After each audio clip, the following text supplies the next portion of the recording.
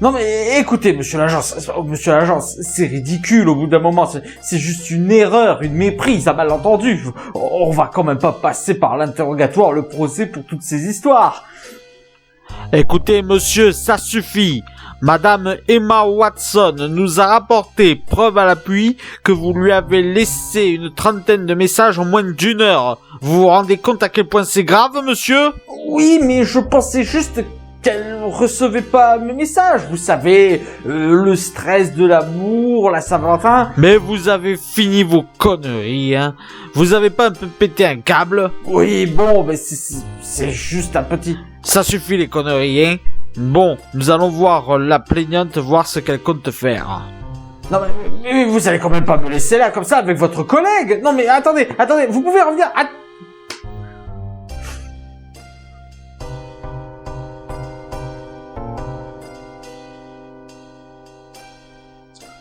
Vous êtes allé au cinéma récemment?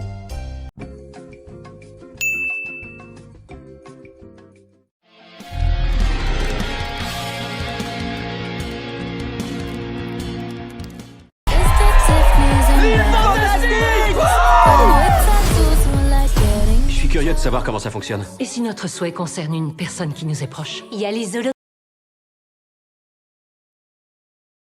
Quand je suis allé voir Nightmare Island, je me suis dit que ça faisait vachement longtemps que je n'étais pas allé voir un nanar. Un vrai nanar. Genre le nanar au décor cheapos, à la mise en scène pas terrible, aux effets spéciaux moches, au scénario qui ne tient pas la route, au jeu d'acteurs déplorable. Il y a quasiment rien à sauver dans Nightmare Island. Sauf peut-être l'idée de base... qui effectivement n'avait pas l'air si mal que ça. Après, j'avoue que je ne comprends pas comment Michael Peña s'est retrouvé là-dedans. Je veux dire, il n'avait pas un meilleur film à tourner que ça? Non, parce que là, on parle d'une bouse, là. On parle d'un truc, mais totalement flingué où il n'y a rien à sauver. Les décors sont des décors de téléfilm, les effets spéciaux sont moches au possible. Les effets de frayeur, là, c'est que des jumpscares et c'est des jumpscares foireux. Les personnages sont extrêmement mal écrits, ce sont des clichés tous et il n'y en a pas un seul d'attachant, à part peut-être les deux frères que j'ai trouvé de l'alchimie sympathique. Et puis surtout, l'histoire n'a aucun sens, ça n'a absolu... Ça part dans tous les sens avec à la fois des facilités et des incohérences scénaristiques. Et une musique cheapos, style rap, techno, tout ça. Mais bon, ça... Et je sais pas si c'est un nanar ou si c'est un navet, parce que je peux même pas dire que j'ai ressenti quelque chose venant du réalisateur devant ce film. J'ai l'impression que le réalisateur, ils ont pris un yes man qu'ils ont foutu là-dedans et en viva la vida, quoi. Enfin bref, je vois pas ce qu'il y a à dire de plus de ce film. C'est un nanar, un navet. À vous de décider. Mais dans les deux cas, c'est une énorme bousasse. Mais je suis pas spécialement en colère contre ce film parce que je n'y attendais rien. Donc, je suis pas vraiment déçu. Le Joker et moi, c'est fini. J'ai voulu tourner la page. Mais j'étais pas la seule meuf à Gotham qui avait besoin de s'émanciper. Ah, par contre, j'en ai à dire sur Birds of Prey. Parce que non seulement ce film est assez mauvais, mais en plus, qu'est-ce qu'on m'a cassé les bonbons avec Birds of Prey. Mais Birds of Prey, c'est bien, Birds of Prey, c'est génial. Alors, je vais être d'accord sur un truc, c'est que ce n'est pas la catastrophe annoncée. C'est-à-dire que, personnellement, Suicide Squad, j'aime bien, mais je reconnais facilement que c'est un plaisir coupable. Birds of Prey, par contre, dès les bandes annonces, dès les trucs, je sentais une catastrophe arriver. Au final, ça n'est pas si catastrophique que ça, c'est juste un mauvais film, en fait. Il y a deux choses qui sauvent le film du ratage total.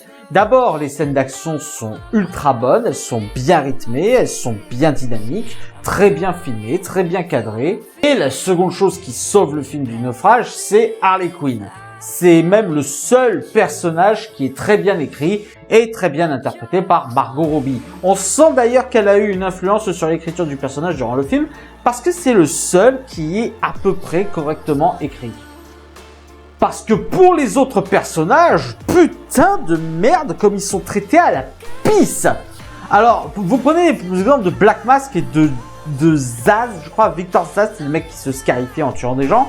C'est deux sous-Joker, déjà. Alors, je ne vois pas pourquoi ce n'est pas Joker l'antagoniste principal, alors qu'on nous sert deux sous-Joker avec des scènes totalement forcées qui veulent absolument montrer qu'en fait, Black Mask c'est un Trumpiste et un sexiste parce que c'est un film qui se veut féministe. Simplement, au lieu de se vouloir féministe, il aurait peut-être pu d'abord commencer par bien écrire ses personnages. Parce que là aussi, c'est le festival de la mauvaise écriture. Entre la gamine asiatique qui ne sert que de prétexte à l'histoire, Black Canary qui reste passive quasiment tout le long du film, mais dont on ne sait pas pourquoi elle reste passive en fait. On a aussi Huntress qui est le pire traitement de personnage parce qu'elle, t'as l'impression qu'elle a une pièce rajoutée, c'est une pièce rajoutée qui ne sait même pas ce qu'elle fout là. Et Montoya, c'est juste pour forcer un message féministe, mais qui n'a pas sa place dans ce film. Quand je dis que ce message n'a pas sa place dans ce film, je veux dire par là que montrer une bande de filles botter des culs, c'était déjà féministe en soi. Il n'y avait pas besoin de rajouter un truc qui est totalement forcé. Forcé et mal écrit par ailleurs. Un autre truc qui a été mal écrit, c'est le montage. Je veux dire, la manière dont ce film a été fait, c'est totalement bizarre. Alors oui, je comprends, on est du point de vue d'Harley Quinn, donc du coup, il faut que ce soit un peu anarchiste. Et j'ai rien contre ça. Mais il y avait moyen de faire mieux dans l'anarchisme. Ce que je veux dire par là, c'est que plutôt que de couper des scènes, des moments d'action intense ou des moments dramatiques, ils auraient pu attendre la fin d'une scène pour faire des flashbacks. Parce que oui, c'est un film qui se fait flashback par flashback. On en collectionne des flashbacks. Il y en a partout des flashbacks. Le souci que j'ai avec les flashbacks, c'est qu'ils sont mal placés. Un exemple typique. À un moment donné, Harley Quinn est dans un commissariat. Il y a une scène d'action, elle est très bonne, très bien filmée, très bien mise en scène. Il y a un très bon rythme. En plus, l'arme qu'elle utilise correspond bien à son personnage, pas de problème. Sauf qu'au milieu de la scène d'action, au moment où tu es vachement bien dedans, paf, le film décide de tout te couper avec un flashback. Et c'est complètement con. Pourquoi ne pas attendre la fin de la scène d'action dans le commissariat pour lancer le flashback? Ou pourquoi ne pas attendre le début? Ou pourquoi ne pas tout simplement attendre un moment de flottement pour lancer un flashback? Au lieu de couper le rythme comme ça. De toute façon, le film en général est mal écrit. Je veux dire, ne serait-ce que Harley Quinn et la manière dont elle révèle qu'elle n'est plus avec le Joker. Toute la ville est au courant en moins de 5 minutes. Donc toute la ville, juste parce qu'elle fait exploser l'usine Ace Chemicals. Alors, en soi, ça aurait pu être juste parce que, c'était un plan de Joker, ou nanani nanana. Non. Et autant que Montoya devine que c'est parce qu'elle n'est plus avec le Joker, ok. Mais comment ça se fait que tout le monde est au courant? Que tout le monde le devine? En plus, je pense que le film cherche à draguer le marché chinois parce que j'ai l'impression que certains meurtres ont été faits sur des Japonais. C'est pas des meurtres... Oui, parce que le film est assez gore et violent. Ça, à la rigueur, ça m'a pas trop gêné parce que je me suis dit c'était un moyen de faire fuir toutes les fangirls de Suicide Squad. Je sais de quoi je parle, le nombre de nanar-fiction que j'ai lu sur Wattpad sur Suicide Squad, putain, je reviens de la guerre. Hein. Mais bon, bref, et aujourd'hui, en ce moment, j'ai l'impression que tout le monde veut défendre ce film, mais pour des valeurs totalement connes. Qu'on le défende pour que ce soit un film d'action, ok. Et dans ce cas-là, il faut reconnaître que c'est un film d'action très mal écrit, avec des personnages très mal écrits, à part Harley Quinn. Et il y en a qui veulent le défendre pour son message féministe, mais comme si le fait de faire un message progressiste servait à la qualité d'un film. Mais non! Déjà parce que c'est le féminisme qui se force dans l'histoire, pas le féminisme qui s'adapte à l'histoire. Mais j'en parlerai plus dans une prochaine vidéo. Jude? Trouvé. C'est marrant d'avoir peur des fois, hein? Alors celui-là, j'avoue, j'ai pas compris. Je suis allé voir The Boy 1 au cinéma et j'en garde pas un gros souvenir, mais il me semble qu'il était quand même franchement sympathique. Et attention, petit spoiler, l'intelligence de The Boy 1, c'était de tout construire son intrigue autour de la poupée, comme nous faire croire que la poupée était maudite, pour au final nous révéler qu'en réalité c'était quelque chose de beaucoup plus terre à terre. Et j'avais beaucoup aimé ce retournement scénaristique et la manière dont le film avait mis en place les éléments pour nous donner des indices. Et ben The Boy 2, j'ai l'impression qu'ils ont voulu faire un rétro-pédalage. Ils n'ont pas assumé la décision de la fin de The Boy 1 qui était très bonne. Non, ils sont partis en plein dans le fantastique. Et j'avais bon espoir, parce que je m'étais dit, le gamin et la mère dans ce film sont tous les deux dans un état psychologique assez traumatisé pour une histoire d'agression en début de film. Et donc je me suis dit, oui, en fait, les choses horrifiques que l'on voit, c'est parce que il y a que eux qui les voient, et ça explique pourquoi le père n'est pas spécialement dérangé. Mais non, le film va à fond dans son trip fantastique, dans son trip de démon, et ça n'a rien à faire là. Le premier The Boy ne contenait pas d'éléments fantastiques. Il jouait avec certains éléments fantastiques pour que justement nous nous y croyions, pour au final révéler quelque chose à laquelle nous y attendions pas. Mais là, ça va en plein dedans.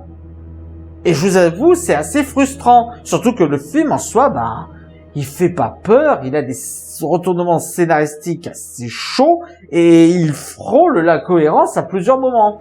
Et je suis vachement déçu parce que je m'attendais pas à un grand film d'horreur, mais je m'attendais quand même à une suite sympathique dans la continuité du 1. Mais non, c'est une suite qui trahit le 1.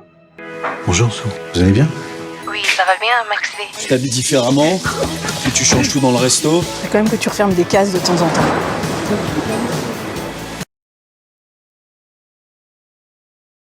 Quand j'ai lu le pitch de #Je suis là avec Alain Chabat, je me suis dit que ça allait être un plutôt très bon film. J'en attendais beaucoup.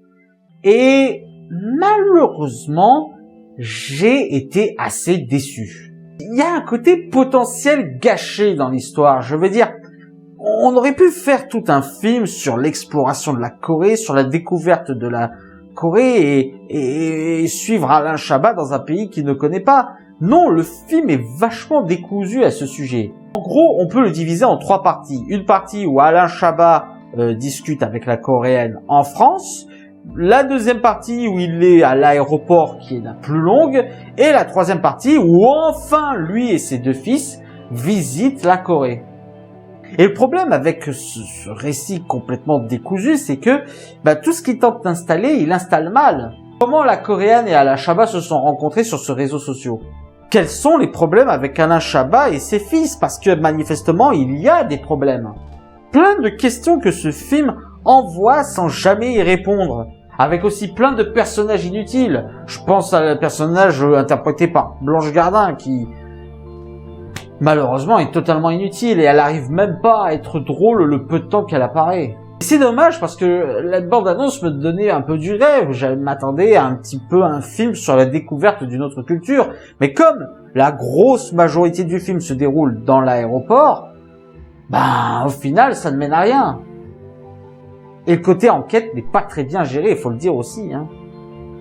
Enfin bref, un film décevant qui avait un bon potentiel d'histoire, mais qui est gâché.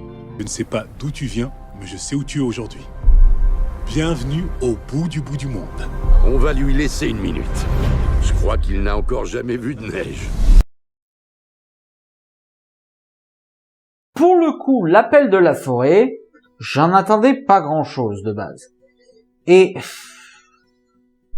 je comprends pas les décisions autour de l'appel de la forêt.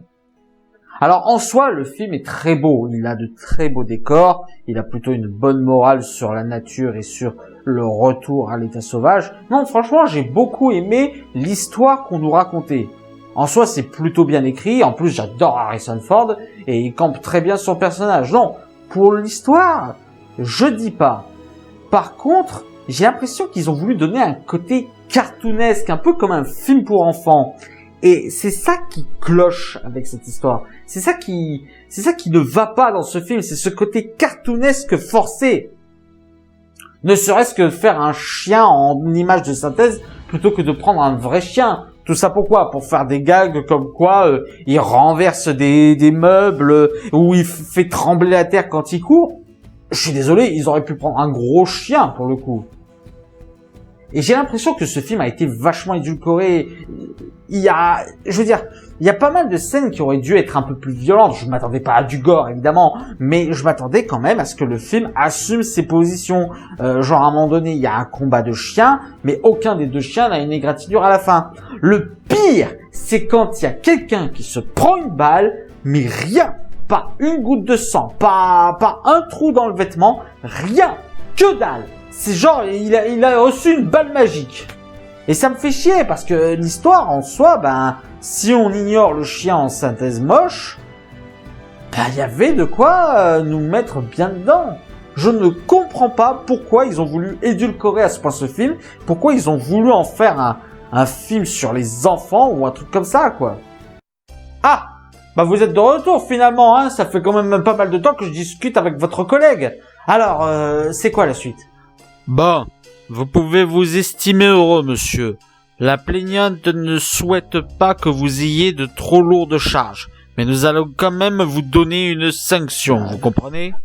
Une sanction. Vous n'avez qu'à lui dire que je décide de rompre avec elle. Voilà, c'est mieux pour nous deux. On va rester bons amis. Vous êtes sérieux là ? Quoi ? C'est une tentative de pardon comme une autre, hein. Bon, je vais lui transmettre, hein. Quoi ? Et vous lui dites que je suis désolé pour les 30 messages, hein. Et vous lui dites aussi que je lui en renverrai pour m'excuser. Bon, on dirait qu'on est à nouveau seul, là. Qui est là? Pourquoi tu te caches dans mon garage? Il y a toute une armée qui me court après. Bonjour, mon brave. Je vais te... En ce qui concerne Sonic, ça fait partie des films que je craignais de voir arriver, pour être honnête. Je pensais que ça allait être un film totalement raté à la Super Mario, et autant dire que les premiers designs de Sonic n'étaient en rien engageants. Et au final, ça passe. Alors c'est certainement pas un bon film, faut pas exagérer non plus. Mais c'est un film pour enfants, quoi. C'est un film très con, avec un scénario assez prévisible qui tient pas la route, des personnages caricaturaux, des acteurs qui savent pas très bien jouer, à part Jim Carrey qui, je pense, s'est bien éclaté dans son rôle. Mais c'est divertissant, l'action est plutôt bonne, il y a beaucoup de blagues qui marchent malgré tout, il y a quelques références assez sympas. Non, c'est... En soi, Sonic, je m'attendais vraiment à une bouse, mais c'est juste un film pour enfants lambda, quoi. Avec ses qualités et ses défauts de film pour enfants lambda. Ce qui m'a fait marrer récemment, c'est qu'on a vu que Sonic avait dépassé Birds of Prey en termes de résultats au box-office. Ça, je vous avoue, ça a été ma petite vengeance personnelle. En soi, j'ai pas grand chose à dire sur Sonic. Je m'attendais vraiment à le détester, je m'attendais vraiment à ce que ce soit une énorme bouse. Au final, à regarder avec des enfants, ça peut passer une bonne soirée. Où sont les wagonnets? Je vois pas de quoi tu parles. Vous savez combien ça peut vous coûter une dégradation de bien public? Je ne laisserai pas détruire ma ville. Qu'est-ce qui se passe, Tic-Tac? Vous voulez faire partie de l'aventure? On travaille, nous. C'est pas flagrant.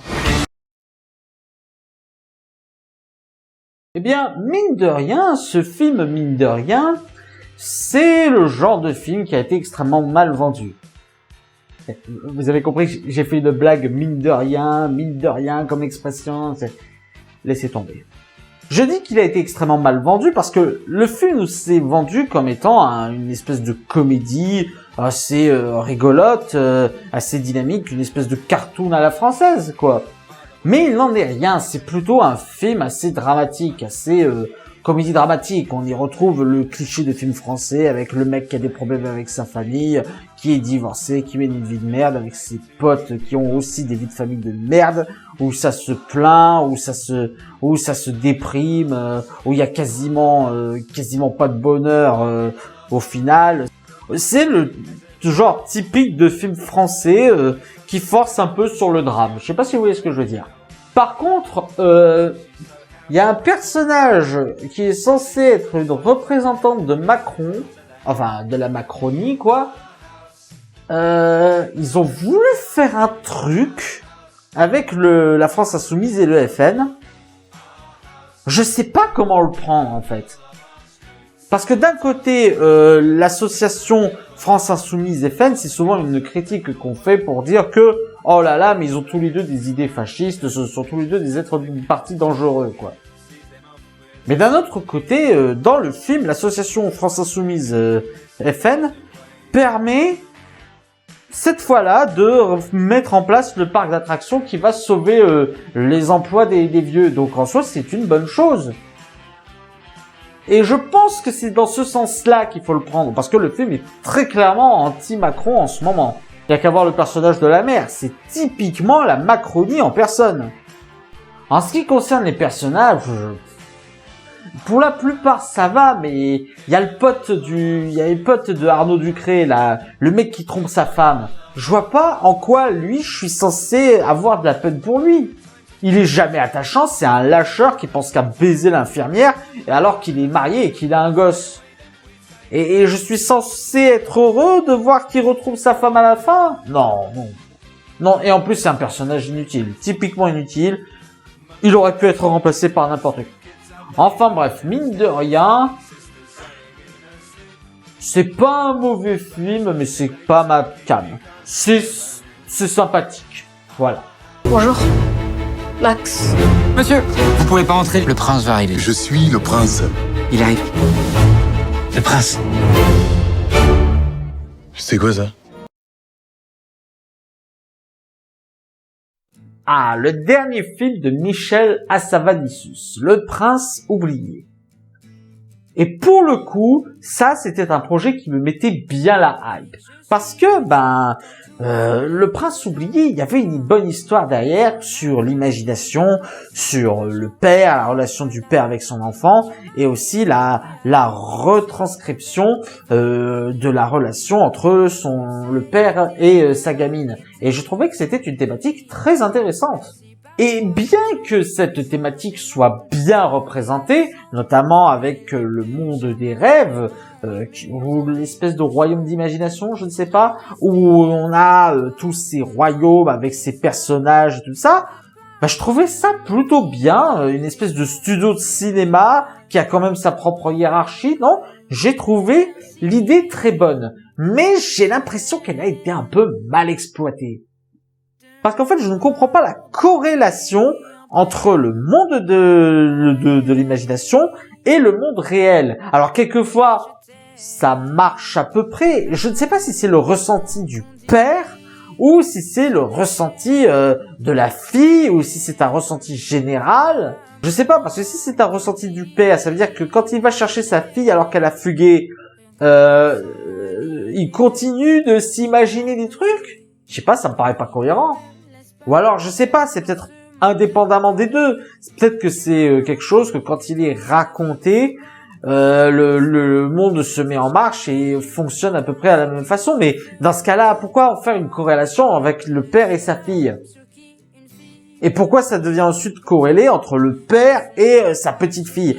J'ai l'impression que ce film, il avait une idée. Il avait une très bonne idée, mais il n'a pas su comment l'exploiter. À aucun moment, je n'ai vraiment senti une bonne utilisation des concepts du film. Ça, plus les acteurs qui, avouons-le, ne sont pas top et où il y a pas mal de facilités scénaristiques, on va pas se le cacher.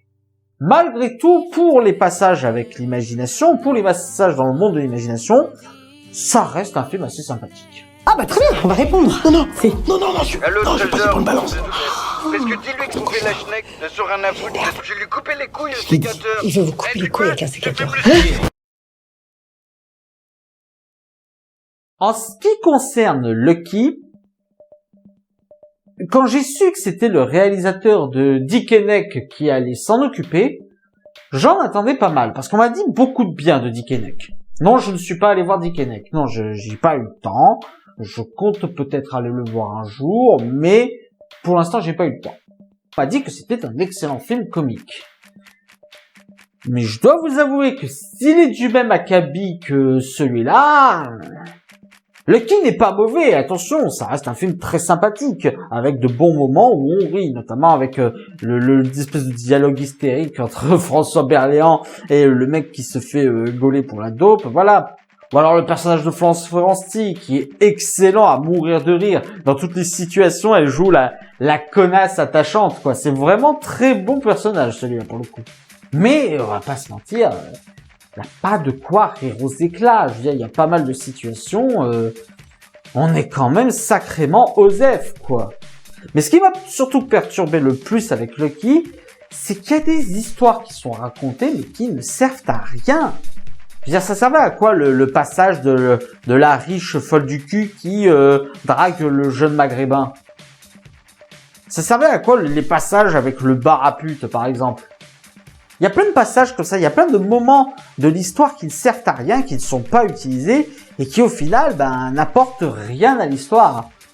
J'ai l'impression que c'est plus pour rallonger le film qu'autre chose, et ça c'est franchement dommage. Parce qu'en soi, s'ils ont développé un peu plus l'histoire et les personnages principaux, là on avait quand même quelque chose qui tenait bien la route malgré tout. Ne serait-ce que la relation entre Alban Ivanov et sa copine, c'était pas du tout une relation bien retranscrite, je suis désolé. Alors que si on avait supprimé tous les passages inutiles et qu'on les aurait remplacés par du développement de personnages par exemple, là je suis sûr que le film aurait beaucoup gagné en qualité. Ça et quelques blagues qui marchent réellement. Parce que bon, ils sont bien gentils, Florence Foresti et François Berléand. Mais il faut un peu plus que ça pour me faire tenir un public en mourir de rire, hein. Mais ma foi, je peux pas dire que j'ai passé un mauvais moment devant le film. Ah, voilà, c'est le moment où vous me dites que Emma Watson a accepté mes excuses et qu'elle attend mon message avec impatience. Ah, désolé pour vous, mais non. Au vu de votre attitude, elle a décidé de faire un procès. C'est la prison qui vous attend. Mais non, mais c'est pas possible. Écoutez, attendez, ne partez pas tout de suite, Dites-lui que je m'excuse, dites-lui que je ferai tout ce qu'elle veut, dites-lui que j'arrête les messages, voilà, je jetterai mon téléphone, voilà, dites-lui que j'arrête tout, écoutez, dites-lui que je ferai n'importe quoi, mais pas le procès, pas la prison, s'il vous plaît. Bon, je vais lui transmettre. Merci, monsieur, merci. On en était où?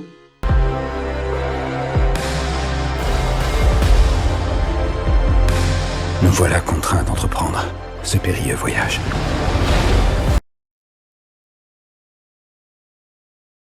Quand j'ai appris l'existence de ce film, j'ai été carrément surpris, parce que pour moi, et pour beaucoup de gens je pense, Dr. Dolittle c'était les films avec Eddie Murphy, où ça se basait juste sur un mec qui parle avec des animaux et qui perd complètement les plombs.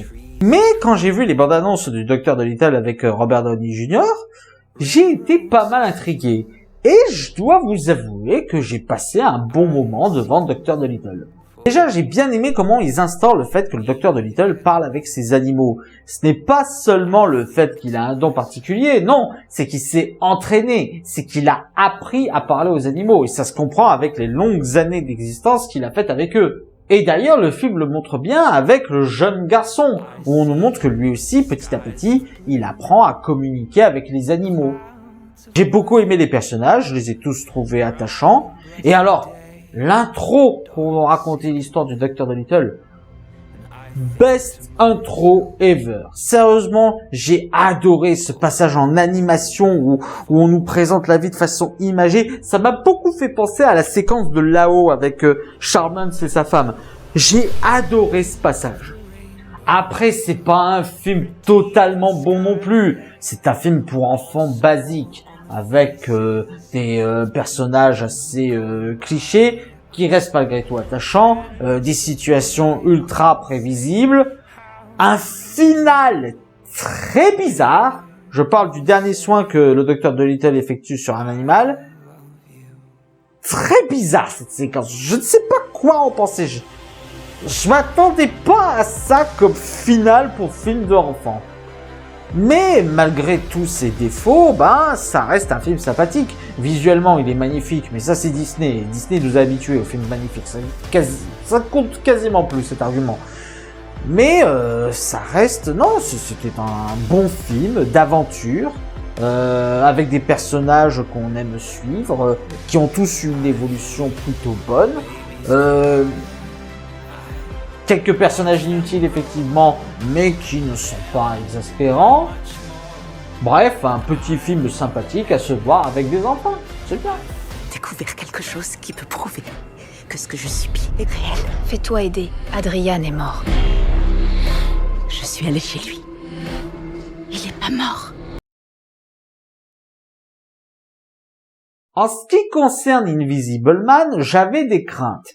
Je vous avoue que le fait que les bandes annonces le vendent surtout sur son féminisme et sur le mouvement MeToo me faisait ultra peur.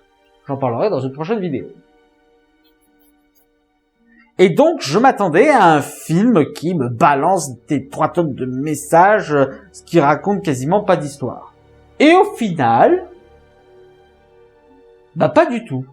Et c'est même plutôt un très bon film.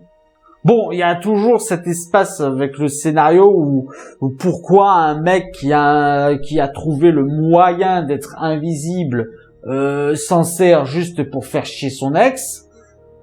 Ça me paraît un peu gros. Mais en soi, le film se laisse très facilement regarder. À part peut-être la fin. La fin, j'ai trouvé un peu what the fuck. J'ai trouvé que le timing au niveau des événements ne correspondait pas. Tout se déroule de manière trop courte. C'est tellement court que je m'attendais à ce qu'il y ait en fait un autre personnage invisible, c'est dire. Mais ce qui rattrape beaucoup le film, c'est déjà le jeu d'acteurs. Les acteurs sont tous impeccables dans ce film. Mais surtout, c'est la réalisation et la mise en scène. Ce n'est pas pratique de nous faire peur avec un élément invisible. Parce qu'en général, surtout quand on se base sur des jumpscares, tous les éléments qu'on nous donne, ils doivent un peu nous sauter à la gueule. Alors quand le truc qui nous saute à la gueule est invisible, ça passe pas. Mais je trouve que le film s'en sort très bien à nous le faire. Il arrive à créer cette angoisse, cette tension qu'on a face à quelque chose qui nous est invisible. Et ça, pour le coup, c'est avec un très bon travail sur le cadre. Le film nous oblige à regarder dans les moindres détails ce qui se passe. Il nous oblige à voir les petits pièges, les petits moments qui disparaissent comme ça. Et je m'en suis rendu compte très tôt. Notamment avec un couteau qui disparaît juste après. Et là où je me suis dit, wow, la menace est déjà là en fait.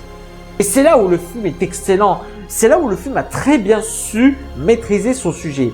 Il arrive à faire en sorte que l'on ressente cette menace, qu'on appréhende cette menace en nous faisant comprendre que le danger peut être partout à des moments où on ne s'y attend pas. Et ça, c'est une très bonne maîtrise du suspense. C'est une excellente maîtrise de nous faire peur avec ce qui est invisible. C'est juste dommage que le scénario ne suive pas, mais honnêtement, Invisible Man, je le recommande. Vous êtes devenu un héros national. Merci, monsieur. Mais j'ai fait mon travail, c'est tout. On s'intéresse toujours à celui qui a trouvé la... Le cas Richard Jewell. C'est un film qui doit se baser toute sa force sur son personnage principal, Richard Jewell. Et autant vous dire que ce film m'a eu à ce niveau-là. J'ai trouvé ce film vraiment excellent. Parce que le personnage de Richard Jewell est un personnage fortement attachant, à la fois beaucoup trop naïf pour son monde, mais aussi qui a décidé de vivre un peu selon des codes qui le dépassent au moment des faits, basé sur une histoire vraie en plus. Le mec, c'est quasiment la sincérité, mais la sincérité exploitée, la sincérité duquel on abuse. On abuse de ce personnage, de sa naïveté et de sa gentillesse pour tenter de le faire passer pour un monstre. Et c'est ça que j'ai trouvé génial dans ce film. J'ai adoré aussi le personnage de Kathy Bates dans Mère Courage, le personnage de comment il s'appelle, Sam Rockwell, c'est ça, Sam Rockwell. Et vous allez peut-être trouver ça con, mais je trouve que l'exploitation, montrer que la victime de cette exploitation est un homme blanc, dans le contexte où on parle souvent des luttes sociales et où on parle souvent des racisés, des femmes, des minorités, j'ai trouvé que le film prenait une voie originale. C'est-à-dire que là, c'est le prolétaire qui est exploité. C'est la naïveté de quelqu'un qui croit dans les forces de l'ordre, qui croit à la justice, qui croit au pouvoir mis en place, et qui, là, ne se rend pas compte que le pouvoir veut le bouffer.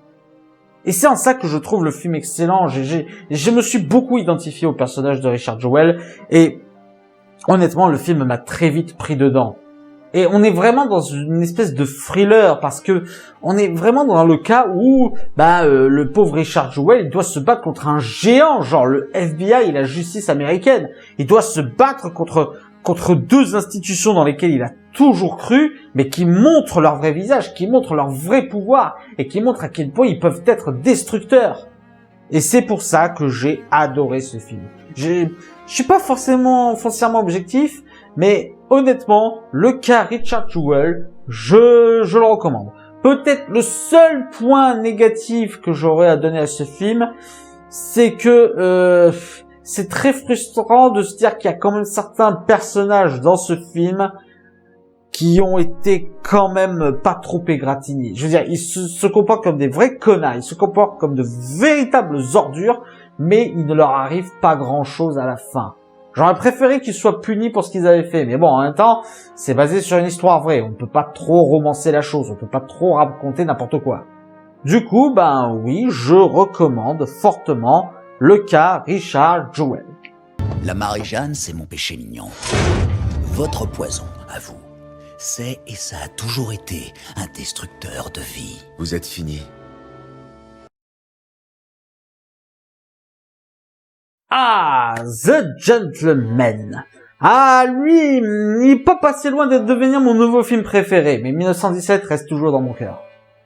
J'ai tout simplement adoré ce film. Les acteurs sont brillants, les scènes d'action sont très bonnes, il y a quelques scènes gore, mais pas trop, ça sait se limiter, à part peut-être une scène de vomi que je trouve un peu exagérée, mais bon, la quasi-totalité du film m'a plu dans The Gentleman. On parle d'un personnage qui veut se retrancher, d'un gars qui veut se ranger dans la vie honnête, mais qui n'oublie pas d'être un putain de lion. C'est marrant parce que dans la plupart des cas, dans la plupart de ce genre de films, le personnage qui veut se ranger, on dit que c'est un bon gars, on dit que c'est un gars qui est super cool au final, qui est super honnête, mais qui a fait ça pour survivre. Là, pour le coup, on montre que c'est toujours un salopard sadique. Et que s'il a arrêté de faire des tortures ou autre truc de genre, c'est pas que l'envie lui manque, c'est surtout qu'il en a plus rien à foutre en fait. Sauf quand on touche sa femme. Et alors là, ce que j'ai beaucoup aimé aussi dans The Gentleman, c'est la manière dont l'histoire est racontée. C'est aussi l'interaction avec les personnages, notamment avec l'interaction entre Hugh Grant et Charlie Dunham. C'est vraiment un duo qui fonctionne merveilleusement bien. Déjà, j'ai bien aimé toutes les comparaisons que Hugh Grant fait à Charlie Dunham pour une espèce de film, en gros comme s'il écrivait le script du film des Gentlemen. Et on remarque une chose, c'est que le film s'adapte à ce que dit Hugh Grant. Genre, à un moment donné, il dit oui, alors le film sera filmé en pellicule, il se sera sur tel format, ça commencera comme ça. Et le film s'adapte à ce que dit Hugh Grant, comme si Hugh Grant façonnait le film. Et j'ai trouvé la comparaison très bonne. Bien sûr, le film marche plutôt bien dans tout ce qu'il fait, ne serait-ce que les moments humoristiques, parce qu'il y a quelques moments humoristiques dans ce film, ne serait-ce qu'à un moment donné, il y a une blague que j'ai adorée, je vous la spoil un peu, il y a une blague à un moment donné, il y a Hugh Grant, qui n'est pas un mafieux dans le film, qui sort des toilettes, qui voit deux gars transporter un cadavre, t'as le mafieux joué par Charlie Dunham, qui voit et fait, il y a un problème, et Hugh Grant qui répond, pas de problème. J'ai oublié d'aller me laver les mains. J'ai adoré. Faut le voir, ce passage. Faut le voir.